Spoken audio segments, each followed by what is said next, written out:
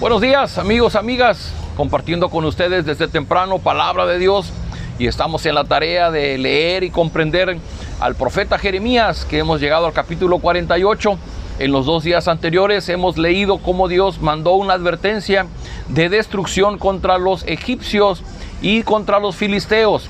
Ahora va a ser contra Moab, y la palabra de Dios contra Moab en el capítulo 48 dice así: el Dios Todopoderoso me dio este mensaje para los habitantes de las ciudades de Moab.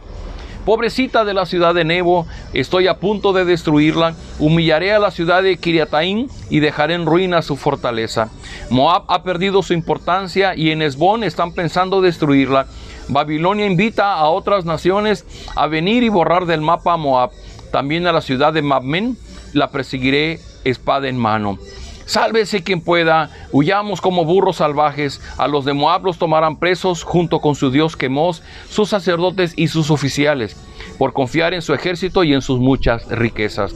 Los moabitas se avergonzarán de su dios Quemos, como antes los israelitas se avergonzaron de su dios Baal, en que pusieron toda su confianza. Pobrecitos soldados moabitas, ustedes se creen muy valientes, pero su país será destruido y el enemigo conquistará sus ciudades. Hasta sus mejores soldados morirán en el campo de batalla. Yo soy el Dios de Israel, yo soy el Dios Todopoderoso, y les juro que así será. Por motivos de tiempo no alcanzamos a leer todos los versículos que nos tocan para este día, que es hasta el versículo 25, pero con esto tenemos la idea clara. En una forma de poesía, Jeremías dicta la advertencia que Dios lanza contra los moabitas. Y uno se preguntaría, bueno, Dios estaba enojado contra su pueblo por ser idólatra, pero ¿por qué Dios está castigando ahora a Moab? Déjeme decirle, porque tenemos hoy 2 días más para hablar de los moabitas, déjeme hablarle del principio. ¿Usted se acuerda de Abraham? ¿Se acuerda que Dios le llamó y salió de su tierra, tomó a su esposa y tomó a su sobrino Lot? Bueno, en parte de la historia, aunque Lot vino con Abraham y llegaron a asentarse en la tierra de Canaán, Lot se asentó en un lugar distinto a Abraham, se asentó muy cerca de Sodoma y de Gomorra.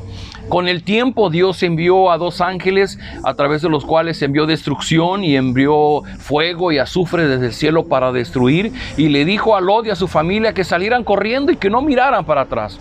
Y cuando iban corriendo, huyendo porque la ciudad iba a ser destruida, la esposa de Lot miró hacia atrás y quedó convertida en estatua de sal. Así que quedaron solos Lot y sus dos hijas. Y sus hijas, pensando que no tendrían descendencia y que la descendencia de su padre iba a desaparecer, un día le dieron vino a su papá, lo emborracharon y tuvieron relaciones con él de manera indebida, pero así lo hicieron. Y de esa relación de las hijas de Lot con Lot nacieron Moab y Amón.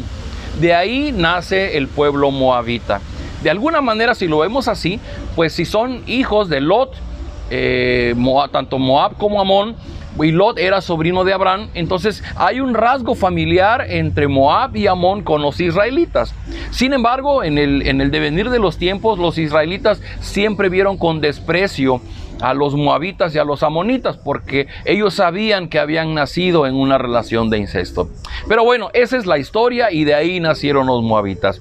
Pero ¿qué hay con los moabitas? Bueno, los moabitas tenían su propio dios, el dios Quemos, que menciona en este pasaje, y de este dios Quemos era el pueblo, uno de los pueblos característicos en donde ofrecían personas en sacrificio a su dios para buscar agradar a su dios.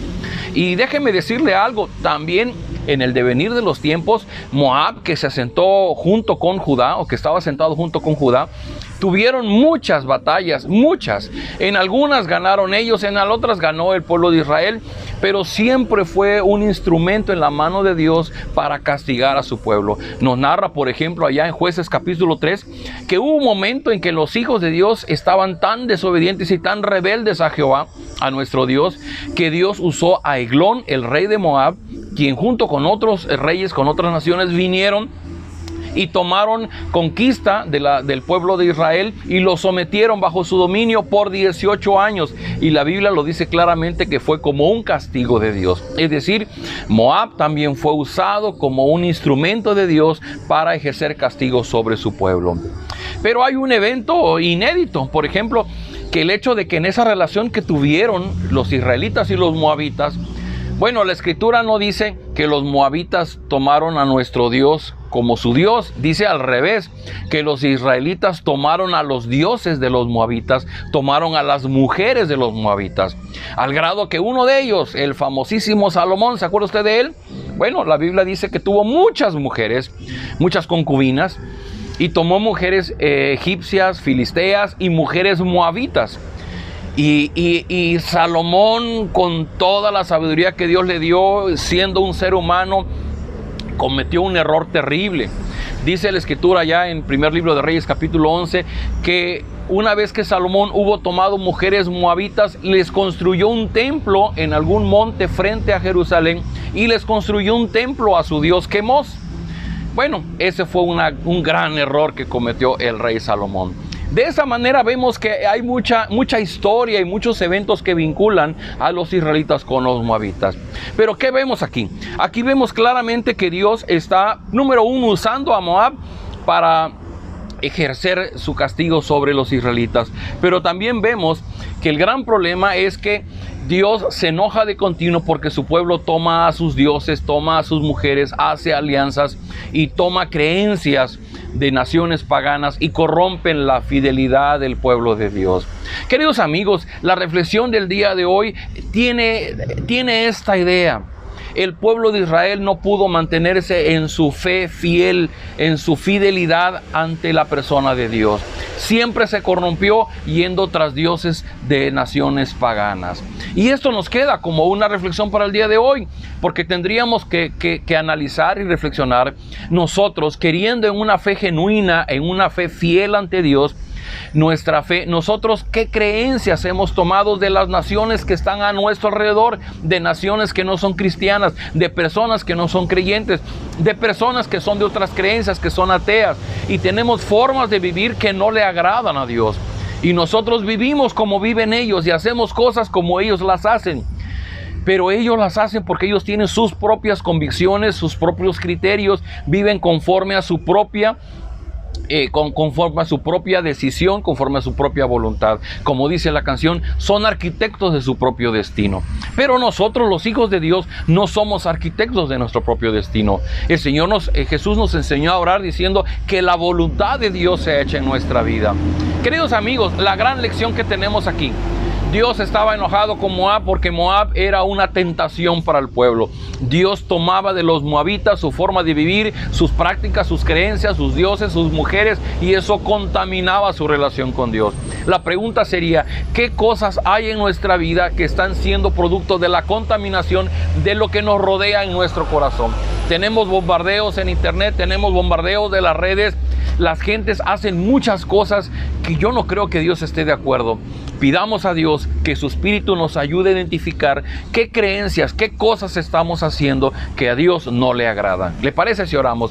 Bendito Dios, gracias por esta hermosa palabra, gracias por esta hermosa mañana. Pero queremos pedir, Señor, no queremos cometer el error del pueblo de Israel, del pueblo judío. No queremos ir tras la creencia, tras las costumbres de naciones paganas. Queremos ser fieles a ti. Y rogamos que tu Espíritu que mora en nosotros obre con poder, haciéndonos comprender qué son aquellas cosas que estamos haciendo que a ti te molestan, que a ti te ofenden.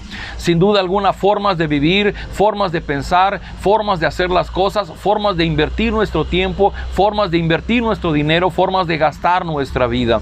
Rogamos, Señor, permítenos entenderlo para poder corregir el rumbo de nuestras vidas. Pero oramos como el Señor Jesús, oramos que tu voluntad, así como se hace en el cielo, se haga también en nuestra vida. Y yo ruego, Señor, por todos aquellos que estamos conectados a través de este medio, de este video, ruego, Señor, que tu presencia sea evidente en nosotros, mostrándonos tu voluntad para vivir agradándote, sin ofenderte y siendo fieles a ti. Yo ruego, Señor, que en la obediencia venga tu bendición a nuestra vida, por estar haciendo lo que tú quieres. Tu bondad y tu misericordia se hagan evidente en nuestra forma de vivir. Te ruego, Señor, quédate con nosotros a lo largo de este día. En el nombre del Señor Jesús oramos. Amén. Queridos amigos, esto es Palabra de Dios. Les mando un fuerte abrazo de Península Viva. Nos vemos, Dios mediante, el día de mañana.